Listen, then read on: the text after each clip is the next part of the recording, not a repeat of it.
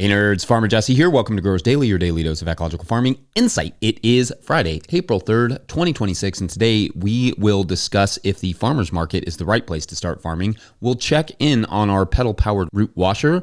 We'll check in on the birdies as well with Hope, and it is Feedback Friday, so let's do it.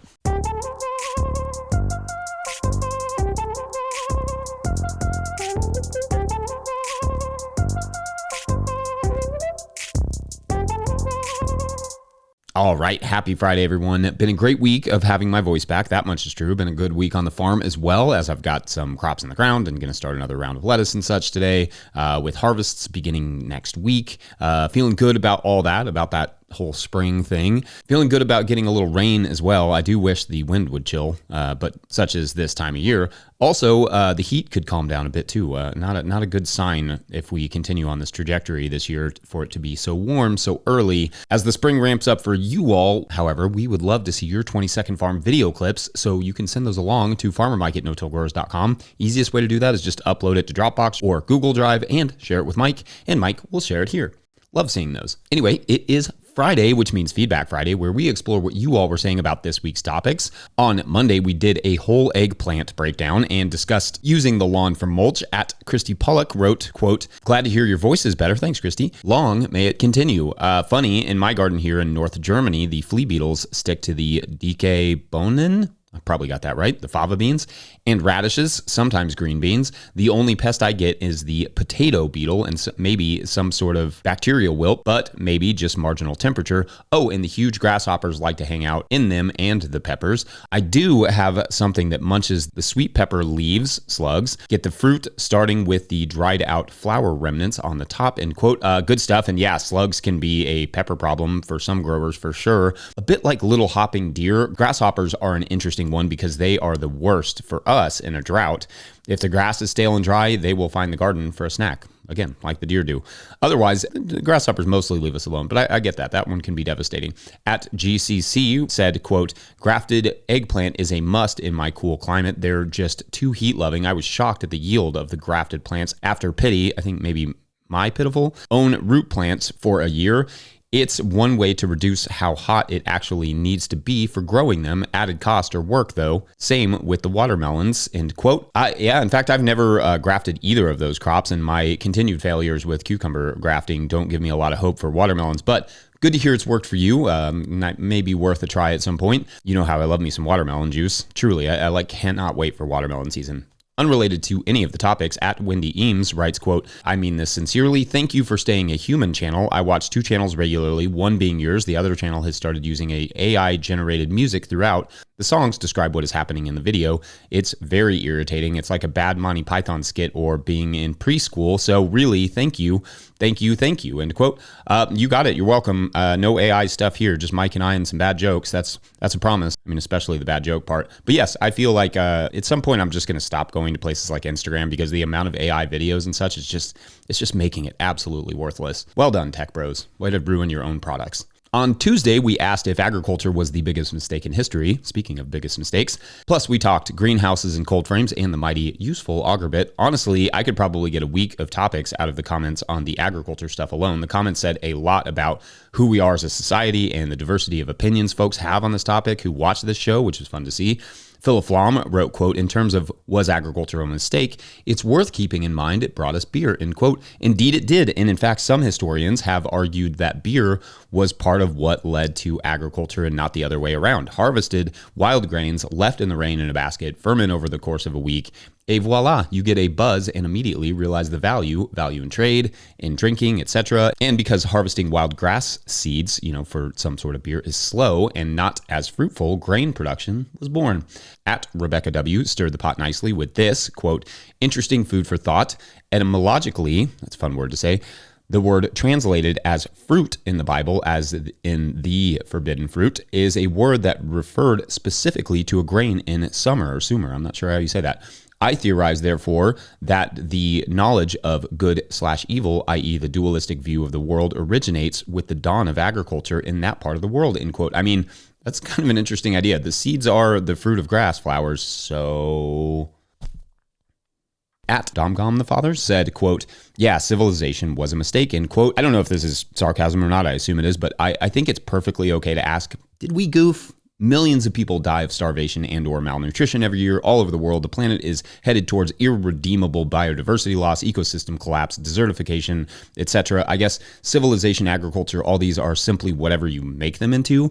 And right now we've made them into an unsustainable mess that is going to drive humans to extinction. I mean, the Fertile Crescent, the literal birthplace of civilization, isn't exactly thriving ecologically, agriculturally, in terms of stability, but it is a good reflection of where much of the world is heading.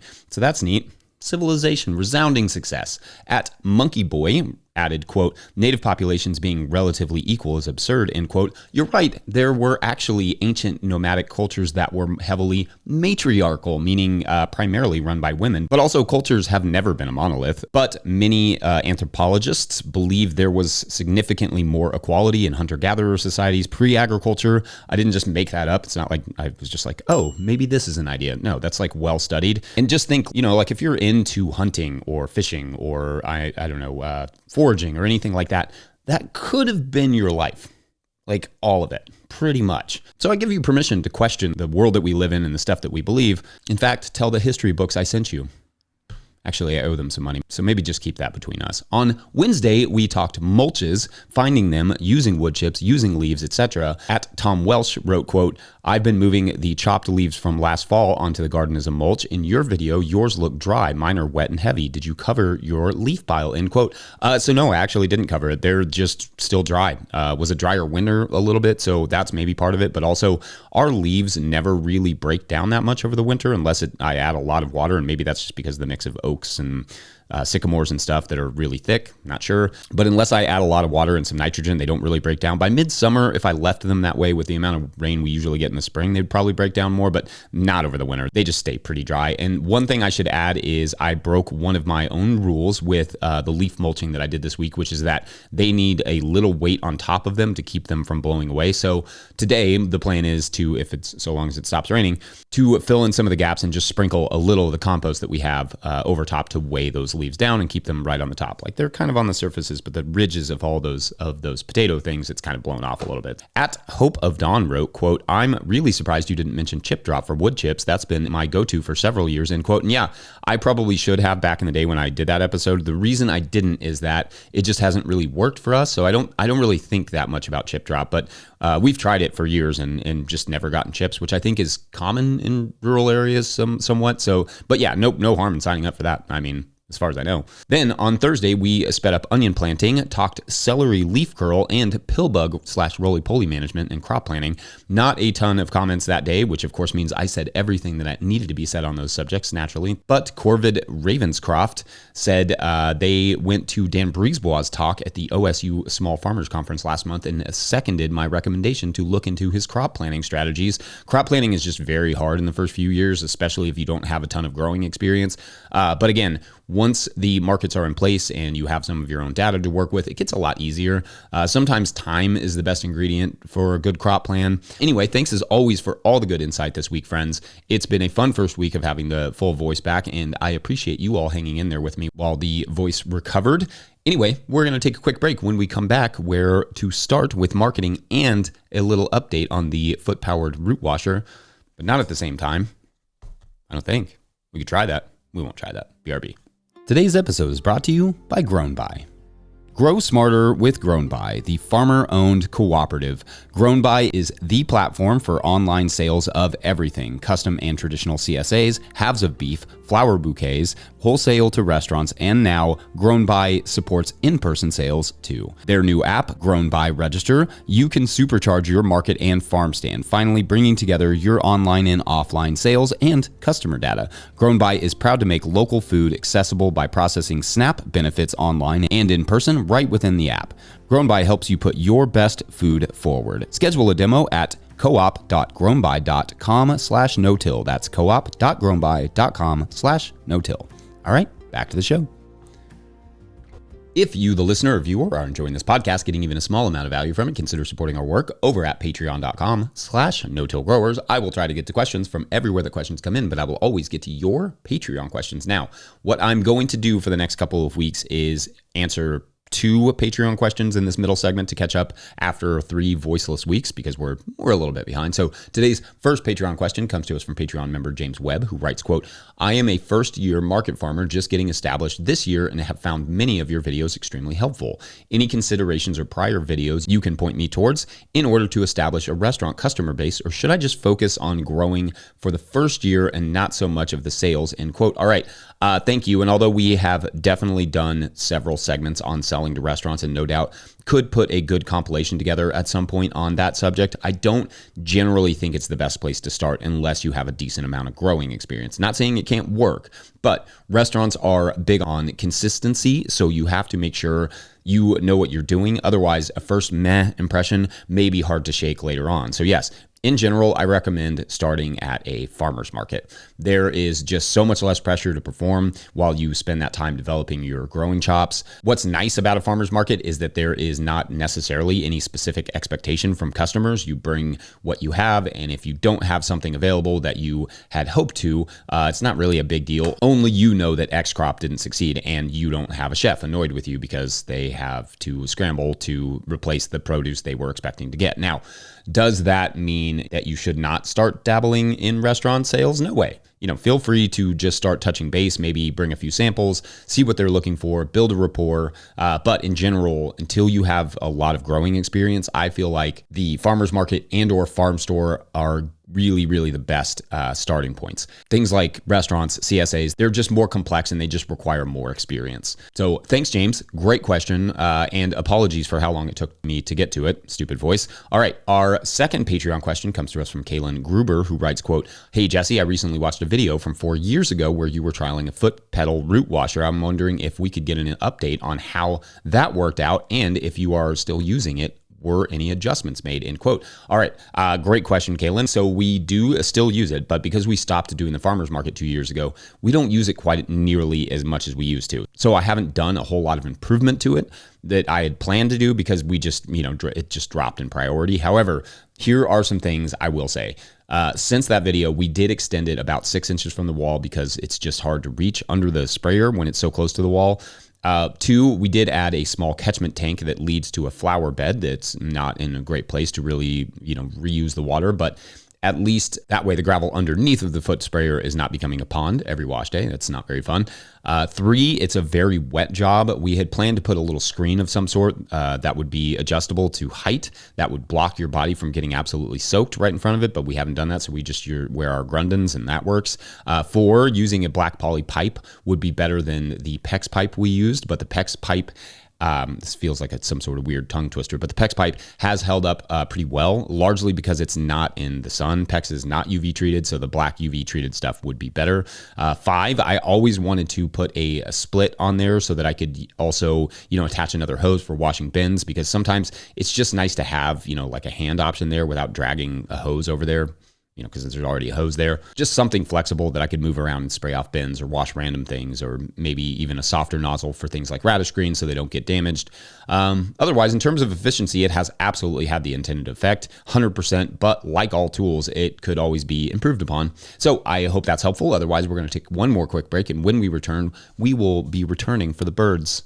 Can't wait. Love me some birds. All right, be right back. Today's episode is brought to you by Good Agriculture.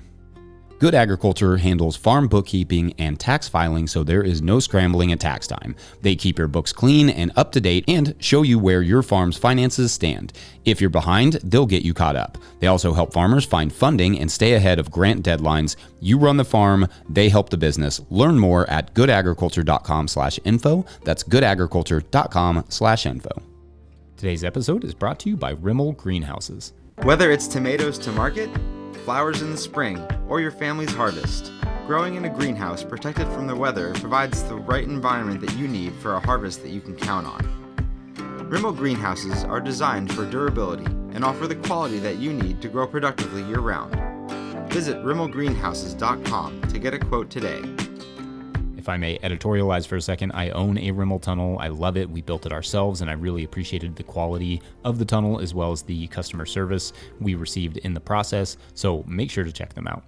All right, so the birds Well, they're not all right. That much is known. Quoting a recent New York Times article on the subject, quote, birds in the United States are not only declining, but they are declining faster, especially in areas with intensive agriculture. According to new research, overall drops in bird population measured from 1987 to 2021 were sharpest in warm and warming areas, suggesting that climate change may play a role, end quote. And to clarify here, when they say intensive agriculture, they don't mean like biointensive, ecological farms like what we do. They mean intensive like, dang, bro, those are some intense chemicals you're spraying on those fields. That sort of intensive agriculture, chemical, industrial agriculture.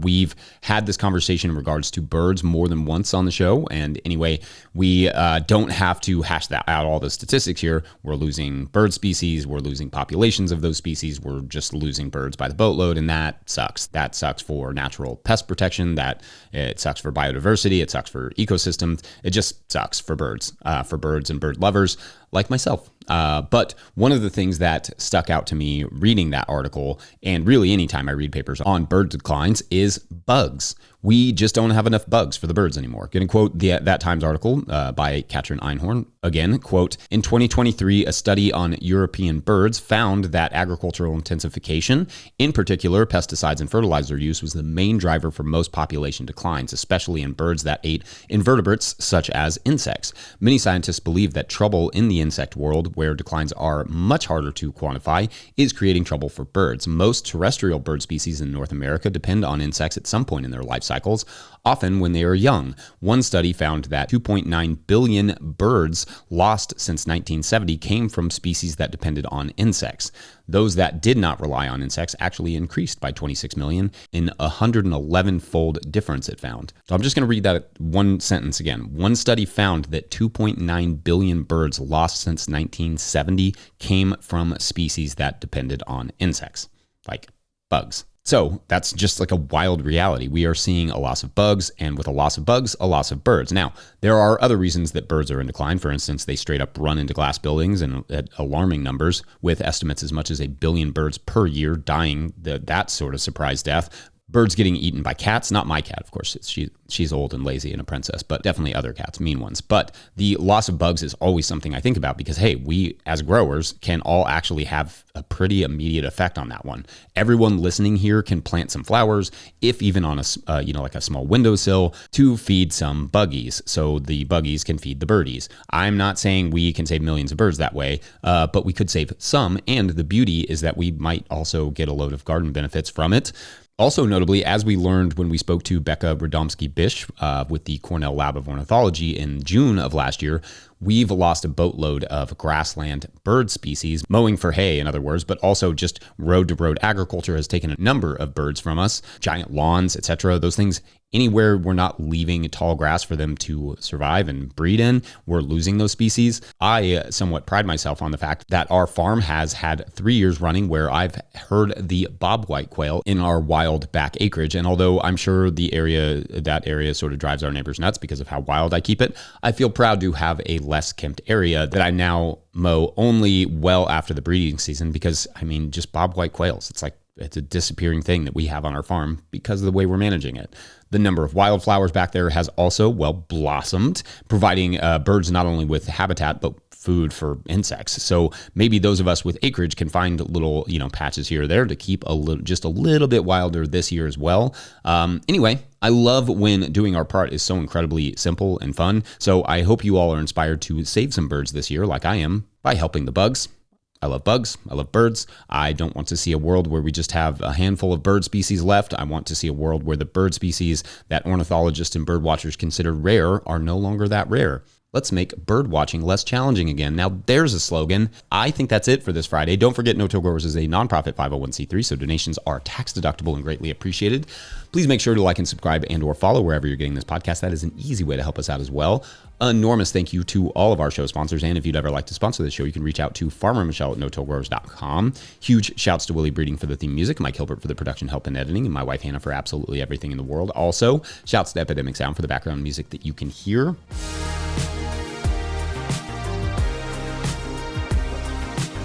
Pick up a hat or a copy of my book, The Living Soil Handbook, at notillgrowers.com to support our work. Big thank you to everyone over at patreon.com/notillgrowers, where at a certain level, or if you just bump up from one level to another, you sign up in the month of April, you get a shout out on the show. So big shout outs today to Jillian, Bill Price, Alex and Oliver, Dwight Yoder, Bill King, Doug, and Ian at Grindstone Farms. Huge shouts to them for keeping this show and the stories going, as always. All right, so Junie was thinking she was escaping the disaster that had become her life, and here she was being told that she needed to now escape the mountain town where she had moved to escape that life. This was tragic and horrifying on many levels for her. So dutifully, though, she agreed. It felt weird there, and she just kind of calmly walked to her car and began to drive out of town just to get her bearings, all the while passing people on the street, in their cars, in restaurants, everywhere, just sort of bobbing their head to some sort of invisible tune. And then when she reaches the edge of town, she sees it. Road closed, no exit, giant sign, no way to get around it. She would have to hike to get away. So she pulls her car off to the side of the road and decides to walk to the next town, which is solidly an hour drive. But as she gets further up the road, she sees it. There is a giant gate that is closed over the top of the road, a gate attached to a tall fence that she had not noticed before. There just is no escape. So she sits on the ground to just think and say, like, what is going on here? And that's when she feels it. Her head begins to bounce, and suddenly, the music. The end. All right, thanks for watching and or listening. You all have a great weekend. It's Easter. Have a great Easter. We'll see you on Monday. Should be awesome. Make no promises, but it should be. All right.